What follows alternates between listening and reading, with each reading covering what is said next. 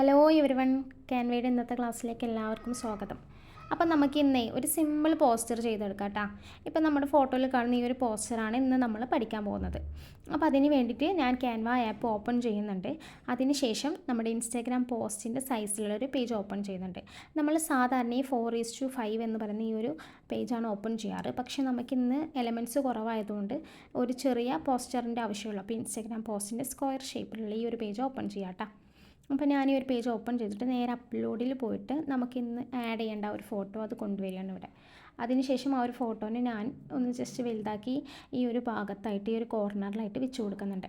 ഇനി അതിനൊരു blurry effect കൊടുക്കണം. അതിന് വേണ്ടിയിട്ട് എലമെൻറ്റ്സിൽ പോയിട്ട് വൈറ്റ് ഫെയ്ഡ് എന്ന് ടൈപ്പ് ചെയ്ത് കൊടുക്കുന്നുണ്ട്.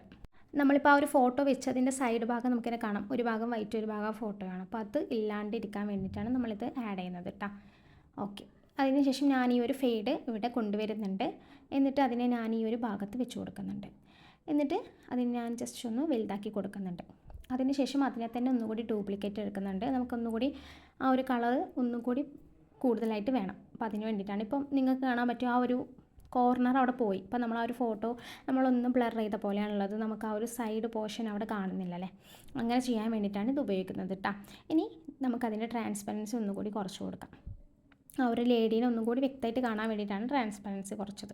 ഇനി നമ്മുടെ ടെക്സ്റ്റുകൾ ആഡ് ചെയ്യാണ്. ടെക്സ്റ്റുകൾ ആഡ് ചെയ്യാൻ നമുക്ക് അറിയാം, നമ്മുടെ കുറ്റി പെൻസിലിൽ പോയിട്ട് ഇവിടെ കൊണ്ടുവന്നിട്ട് ആഡ് ചെയ്ത് കൊടുക്കാം കേട്ടോ. അത് നമുക്ക് അറിയുന്നതുകൊണ്ടാണ് ഞാൻ പറയാത്തത്. ഇനി നമുക്ക് ആ ടെക്സ്റ്റും കാര്യങ്ങളൊക്കെ ഒന്ന് നമുക്ക് ഏത് പൊസിഷനിലാണ് വേണ്ടതെന്ന് നോക്കിയിട്ട് വെച്ച് കൊടുക്കാം.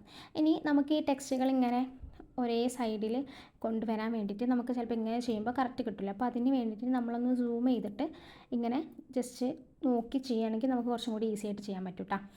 ഓക്കെ, ഇനി അടുത്തതായിട്ട് നമ്മൾ എലമെൻറ്റ്സിൽ പോയിട്ട് ക്യാമറ ഐക്കൺ കൊണ്ടുവരുന്നുണ്ട്. നമുക്കിവിടെ ഒരു ക്യാമറ ഐക്കൺ വേണം. ഒരു ഫോട്ടോഗ്രാഫറുടെ പോസ്റ്ററാണിത്. അപ്പോൾ അതിന് വേണ്ടിയിട്ടാണ്. അപ്പം നമ്മളിതാ ഇവിടെ ഒരു ക്യാമറ ഐക്കൺ ഇത് സെലക്ട് ചെയ്യുന്നുണ്ട്. അതിനുശേഷം അത് ഞാനിവിടെ കൊണ്ടുവന്നിട്ട് സെറ്റ് ചെയ്ത് വെച്ച് കൊടുത്തു. ഇനി അതിൻ്റെ കളറൊന്ന് റെഡ് കളറിലേക്ക് മാറ്റി കൊടുക്കുന്നുണ്ട്. ഇനി അവിടേക്ക് ടെക്സ്റ്റുകൾ കൊണ്ടുവരുന്നുണ്ട്. അവർ സർവീസസ് എന്നുള്ളത് ഞാൻ ആ ഒരു ക്യാമറൻ്റെ ഐക്കണിൻ്റെ ഉള്ളിലേക്കാക്കിയിട്ട് വെച്ച് കൊടുത്തു. ആ ഒരു ക്രിയേറ്റിവിറ്റി പോലെ കൊണ്ടുവന്നതാണ് കേട്ടോ. ഇനി അടുത്തതായിട്ട് നമുക്കൊരു QR കോഡ് ഇവിടെ കൊണ്ടുവരാനുണ്ട്. അതിന് വേണ്ടിയിട്ട് ആ ഒരു ഫോട്ടോ ഞാനിവിടെ കൊണ്ടുവന്നിട്ട് അതിൻ്റെ ബാക്ക്ഗ്രൗണ്ട് ഞാൻ റിമൂവ് ചെയ്ത് കൊടുക്കുന്നുണ്ട്. അതിനുശേഷം ഞാനതൊന്ന് ക്രോപ്പ് ചെയ്തിട്ട് ആ ഒരു ഫോട്ടോക്ക് അതിൽ നിന്ന് കളഞ്ഞിട്ട് ആ QR കോഡ് മാത്രമായിട്ട് ഞാനൊന്ന് സെറ്റ് ചെയ്ത് വെച്ച് കൊടുക്കണം കേട്ടോ. നമ്മൾ എന്ത് ചെയ്യുമ്പോഴും സൂം ചെയ്തിട്ട് ചെയ്യണമെങ്കിൽ നമുക്ക് കുറച്ചും കൂടി നന്നായിട്ട് ഈസി ആയിട്ട് ചെയ്യാൻ പറ്റും കേട്ടോ. നമ്മൾ ചെയ്യുമ്പോൾ ആ ഒരു സംഭവം ഒന്ന് സൂം ചെയ്തിട്ട് ചെയ്ത് നോക്കാം. ഓക്കെ, എന്നിട്ട് അതിന് ശേഷം അതിൻ്റെ സൈസ് ചെറുതാക്കിയിട്ട് അത് വേണ്ട പൊസിഷനിൽ ഞാൻ വെച്ച് കൊടുക്കുന്നുണ്ട്. ഇനി അടുത്തതായിട്ട് നമുക്ക് വാട്സപ്പിൻ്റെയും ഇൻസ്റ്റഗ്രാമിൻ്റെയും ഐക്കൺ കൊണ്ടുവരണം. അതിന് വേണ്ടിയിട്ട് എലമെൻറ്റ്സിൽ പോയിട്ട് വാട്സപ്പിൻ്റെയും ഇൻസ്റ്റഗ്രാമിൻ്റെ ഐക്കൺ ഞാനിവിടെ ടെക്സ്റ്റ് ചെയ്തിട്ട് കൊണ്ടുവരുന്നുണ്ട്.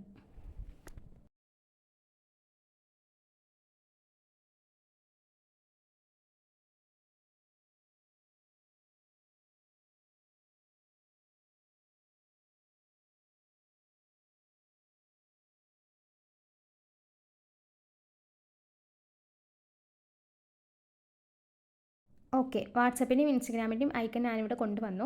ഇനി അതിന് ശേഷം ഞാൻ അതിൻ്റെ സൈസ് ഒന്ന് സെയിം സൈസ് ആക്കി കൊടുക്കുന്നുണ്ട് കേട്ടോ.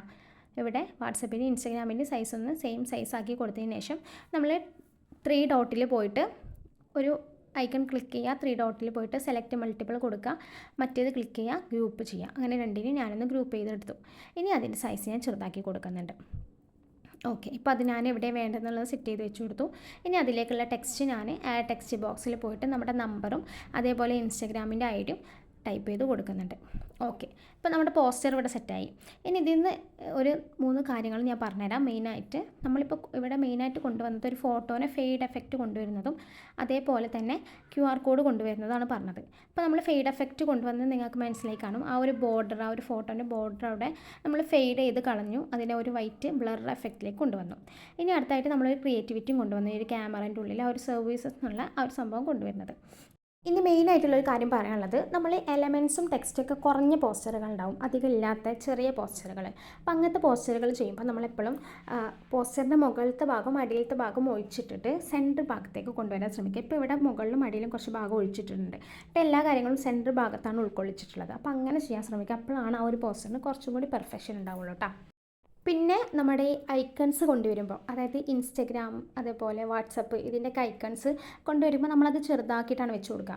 അപ്പോൾ അങ്ങനത്തെ ഐക്കൺസ് കൊണ്ടുവരുമ്പോൾ നമ്മളെപ്പോഴും ഇങ്ങനെ ആദ്യം ഒരു ഐക്കൺ കൊണ്ടുവന്നു, അത് നന്നായിട്ട് ചെറുതാക്കി എവിടെയാണ് വേണ്ടതെന്ന് കൊണ്ടുപോയി വെച്ച്, ഇനി അതുപോലെ അടുത്ത ഐക്കൺ ഇപ്പോൾ നമ്മൾ ഇൻസ്റ്റൻ്റ് കൊണ്ടുവന്ന് വെച്ചു, ഇനി അതുപോലെ വാട്സപ്പിൻ്റെ അതേപോലെ കൊണ്ടുവന്നിട്ട് ചെറുതാക്കി വെച്ച് കൊടുക്കുന്നുണ്ട്. അപ്പോൾ അങ്ങനെ വെച്ച് കൊടുക്കുമ്പോൾ നമുക്ക് ഭയങ്കര ബുദ്ധിമുട്ടാവും അതങ്ങനെ ഓരോന്നും സെറ്റായിട്ട് വെച്ച് കൊടുക്കാൻ.